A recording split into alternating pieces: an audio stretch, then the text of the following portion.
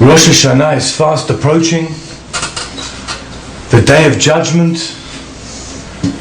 Every Jew, every creation comes before HaKadosh Baruch Hu, and he decides what's going to be, judges the person and decides what's going to be with the person for the next year.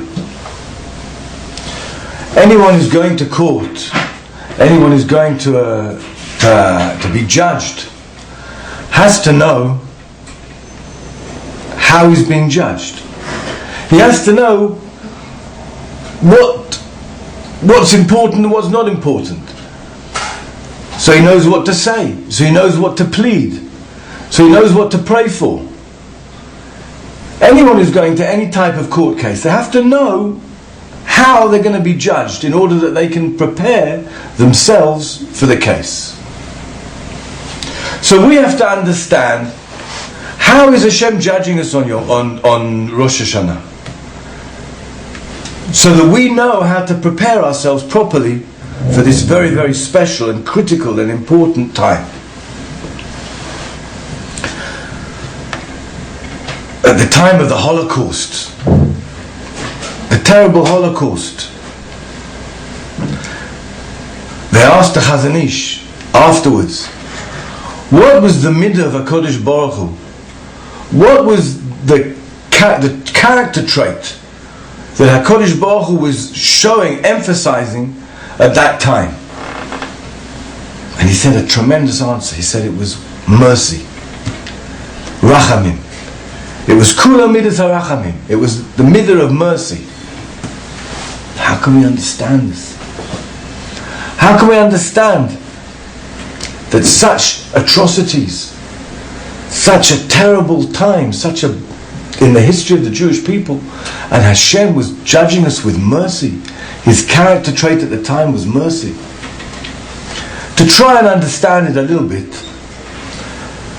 let me tell you a story. A guy was walking down the street, and suddenly he started hearing screaming of a young child.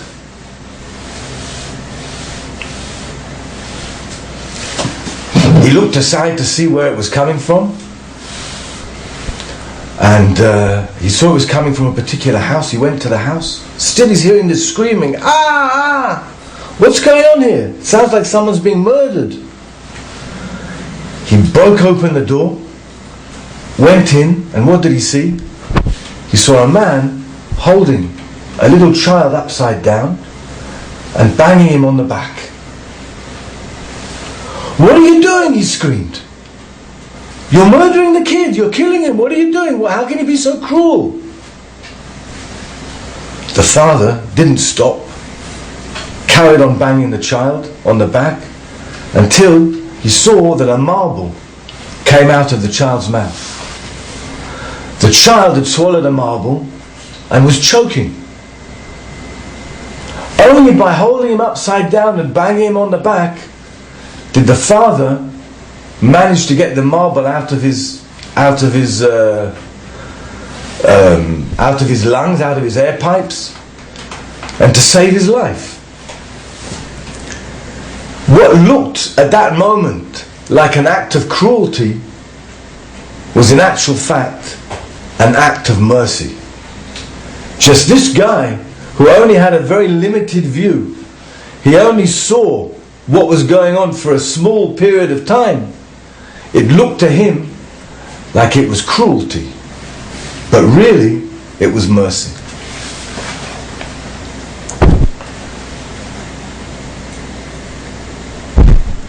We're here in this world only for a short time. Our view of this world is like the small view that this guy got when he opened the door and he saw the guy holding the kid upside down. We're only getting a small view of what's going on in this world. We don't know everything. So we can't necessarily understand why something which looks to us, in our eyes, as being cruel, is in fact mercy.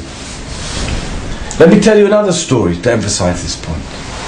A guy was invited, went to visit some friends for Shabbos, and he went with his host to the local Beit Knesset, And he saw there that at the time of the Torah reading, when the Gabbai was calling up the people one by one to call from the Torah. First of all, he called a guy in the western side of the synagogue. And then he missed over the guy that was sitting next to him and went over to the other, and all the other people in the meantime, and went over to the other side of the Beit Knesset. And he didn't call up the rabbi of the shul, and he didn't call up a very important gabbai of the shul, and a very respected member of the community he didn't call up. The guy has questions. Why are you doing this? You're not calling people up fairly. Why did you miss out the rabbi of the Beit Knesset, of the shul? Why didn't you call up that important guy? Why did you go to the other side of the Beit Knesset to call someone up? And after you called him up, you went to the north side of the Beit Knesset. What about all the people in between? They also deserve to get aliyot. They also deserve to be called up to the Torah. What's the answer?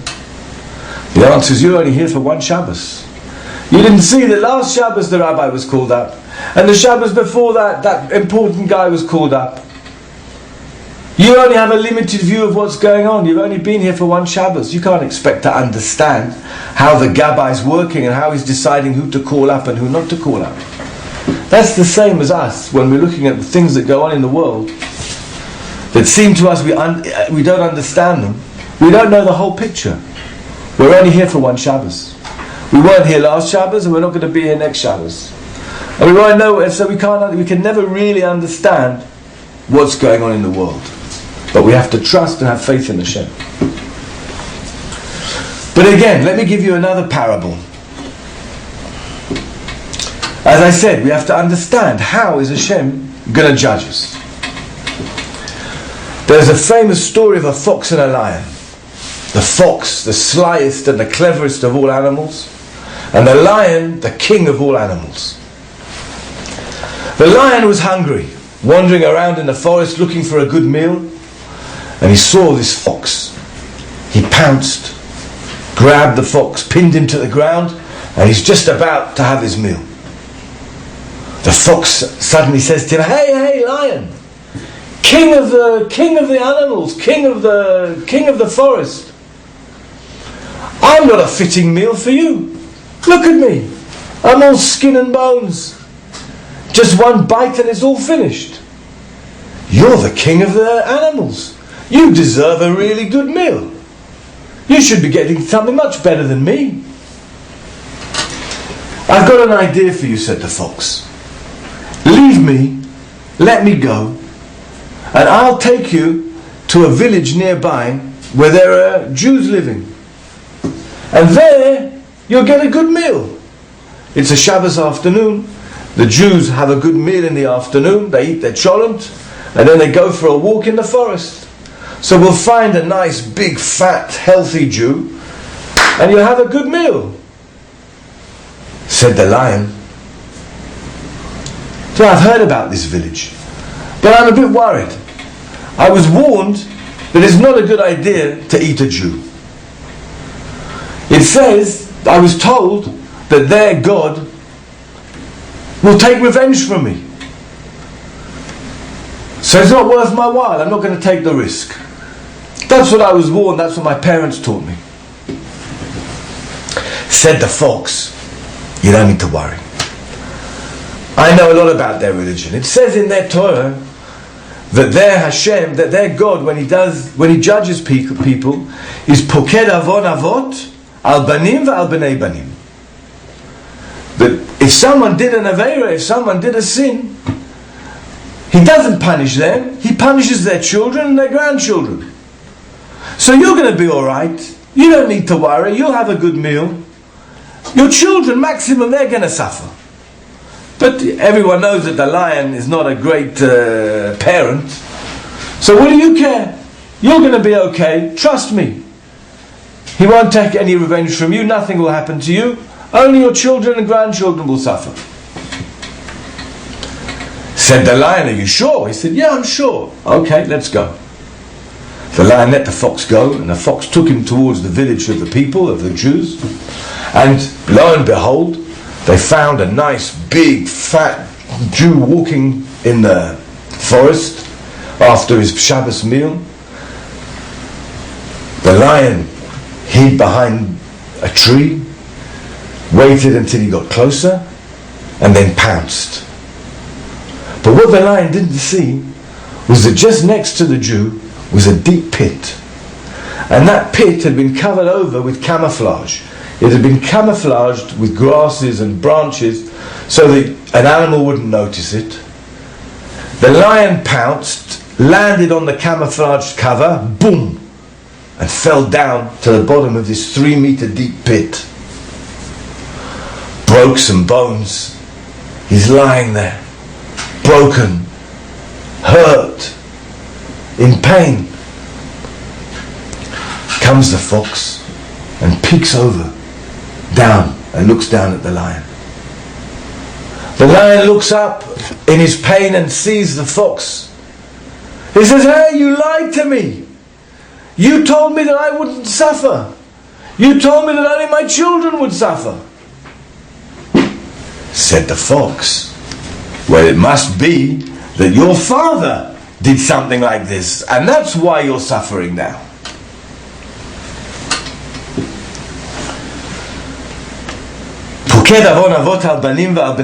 That Hashem takes payment from children and grandchildren. Chazal tell us that's only where the children are going in the ways of the fathers. The father was going in a bad way, was doing averot, and the children carry on in that bad way, then they too are going to be punished extra also for the averos of their father.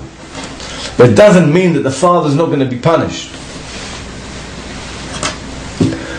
But still, we haven't got a clear answer yet. What's happening on Rosh Hashana? There's a major question here that we have to understand. We have to have an answer to. And without an answer to this question, I don't think we can even walk into the shul on Rosh Hashana. Everyone knows that after you die, we all go up to the heavenly court and we're all going to be judged. And there in the next world, we're going to get our reward or punishment for every single action that we've done throughout our lives. People tell us moshels of a video camera. You're going to see a video of everything you did from the time you were born until the time you died, and you're going to have to give an account for everything. That's what we understand happens to a person after he dies. If he's lucky, if he's been good, he's going to go to Gan Eden. And if he's not, he's going to go to Gehinnom. He's going to go to hell. And if not, he might not even be zocher to go to Gehinnom, we're told. There's a place called Kafakela for people where the souls have to wait before they're allowed into Gehinnom to be purified in order to get into Gan Eden. But if we're judged on Rosh Hashana, if we're being judged on Rosh Hashana for everything we did, so what's left to judge us for after we died? You can't judge someone twice for the same thing. That's not fair. So someone who dies a couple of months after Rosh Hashana, he's just going to be judged in the heavenly court for 2 months. We know that's not true from everything that we read in Chazal about what happens after someone dies. They're judged for everything they did during their whole life. So if so, what are we judged for on Rosh Hashana? As I said, and everyone understands, you can't judge someone twice for the same action. So what's going on Rosh Hashana? What's happening? What is the way we're being judged? What's happening on Rosh Hashana, the day of judgment? Are all the Sidurim wrong when they write in big letters at the top of the page, Day of Judgment Service?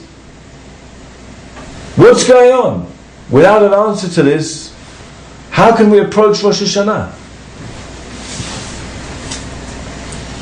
Reb Chaim Friedlander asks this question in his book Sifsei Chaim. The answer he gives goes like this. Let's take a businessman. A businessman who has 3 branches to his business. One in New York, one in London, and one in Toronto. Now each of these three branches is of a different size. The New York branch is a medium-sized business. In the New York branch over the last year, he invested $4 million. And on the bottom line, he made a profit of $1 million. The London branch, he invested $10 million. And he also over there made a profit of $1 million. In the Toronto branch, he only invested $1 million. And the Toronto branch made a profit of $500,000. Now, when our businessman is looking at his results for the last year, he has to decide how to invest his money for the next year. Is he going to look at the results and say, look, the New York branch gave me $1 million, and the London branch also gave me $1 million. So, the two of them are the same, and I can invest all here or there. And certainly both of them are better than the Toronto branch, which only gave me a profit of $500,000. Is that the way he's going to decide how to invest his money next year? If so, he's not a very good businessman. Because he's going to look at the return on his investment. He's going to look at the New York branch where he invested $4 million and got a profit of $1 million. That's a 25% return on his investment. That's pretty good. In the London branch, he also made a profit of $1 million. But he invested $10 million. That's only a return on your investment of 10%. That's not so good. Even though he made the same profit as the New York branch. But let's look at the Toronto branch. The Toronto branch made a profit of $500,000. That's the smallest profit of all the three branches. But our businessman only invested $1 million in Toronto. That's a 50% return on your investment. That's pretty good.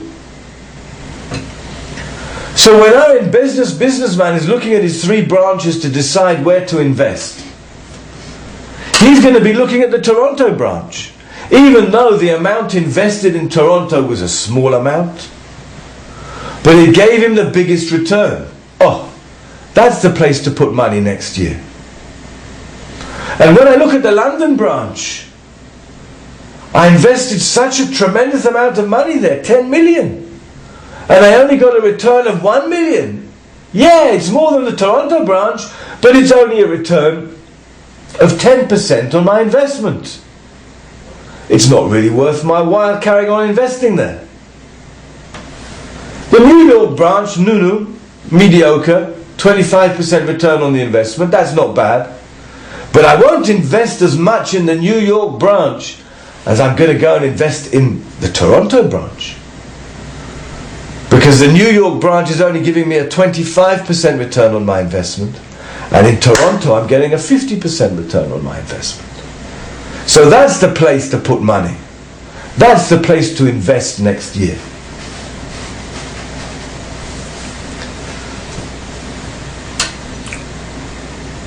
HaKadosh Baruch Hu is the president of the biggest multinational billion-dollar company in the world. And we are all branches in his business. Each one of us is a branch in that tremendous, enormous, multi-million, multinational business. Just like our businessman is looking for a return on his investment, so too Hashem is looking for a return on his investment. What did he invest in you? There was a guy who had all year long good health, a lot of money, a good parnosa. He had menuchas and nefesh. His children were good. His wife was good. Everything went well for him during the year. He was invested in well. But what did he do? What did he give back to Hashem? He gave tzedakah. He gave charity from the money that he was earning. But 10% maybe. He learned Torah. He made time to learn Torah. He went every evening to the Daf Yomi Shir. But with the amount of money that he's earning, he could have had so much free time that he could have spent the whole afternoon in the Beis HaMedrash. Or he could have spent the whole afternoon doing different types of mitzvahs, helping other people, doing chesed, doing kindness, learning with his children. All the things that are tremendous mitzvahs he could have done. But he decided that rather than doing that, he's going to sit with a cup of tea, with his feet up in the garden. And that's the way he spent the whole afternoon, apart from 1 hour when he went to the Daf Yomi Shir. That's tremendous, going to the Daf Yomi Shir. But you have to look at the return on the investment. Just like with our London branch, the 1 million we got back, we got $1 million, that's a lot. But 10 million was invested. That's not much of a return on investment. And then there was another guy. Then there was another guy who had a hard year. He was ill, his children were ill, his wife was ill. He didn't make much money. He got fired from his job. He had a lot of troubles. He had a lot of things worrying him that year, in the last year. But he made time. Oh, he made time. He couldn't go to the Daf Yomi Shir. He didn't have time for it. But for that half hour that he did have free, he was always learning. He was always making up and doing whatever he could. He was doing mitzvahs. He was doing chesed. He was doing kindness. He was helping other people. He was giving charity from the small amount of money that he was earning. Oh, this guy gave me a good return on my investment, says Hashem. That's the place to invest next year.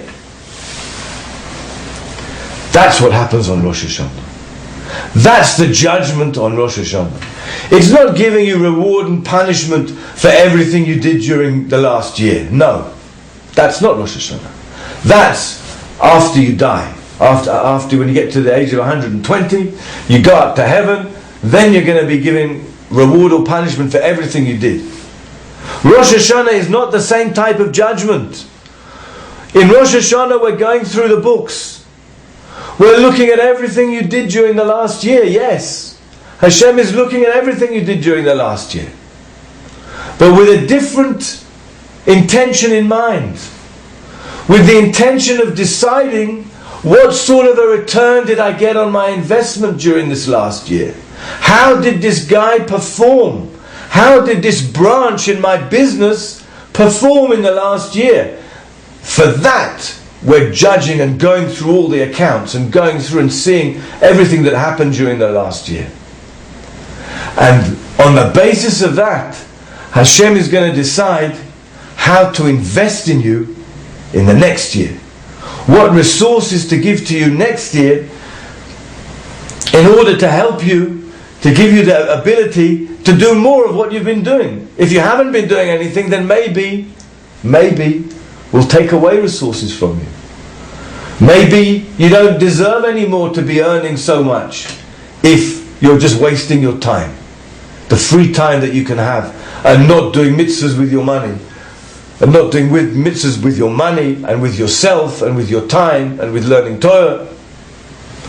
Maybe we'll even close down the branch. If it's a totally unprofitable branch, with tremendous amounts of money being invested and a small return, it's not even worth keeping the branch open next year. On the other hand, there's the branch that, how it's really worth investing there. There's a guy that's been making tremendous use of the resources that he had over the past year.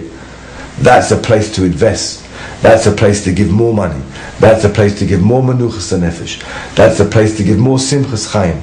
That's the place to make sure that he has more free time from his work and from troubles of people around him, that he can devote his time to serving Hashem. That's what happens on Rosh Hashanah. We're judged. We're certainly judged.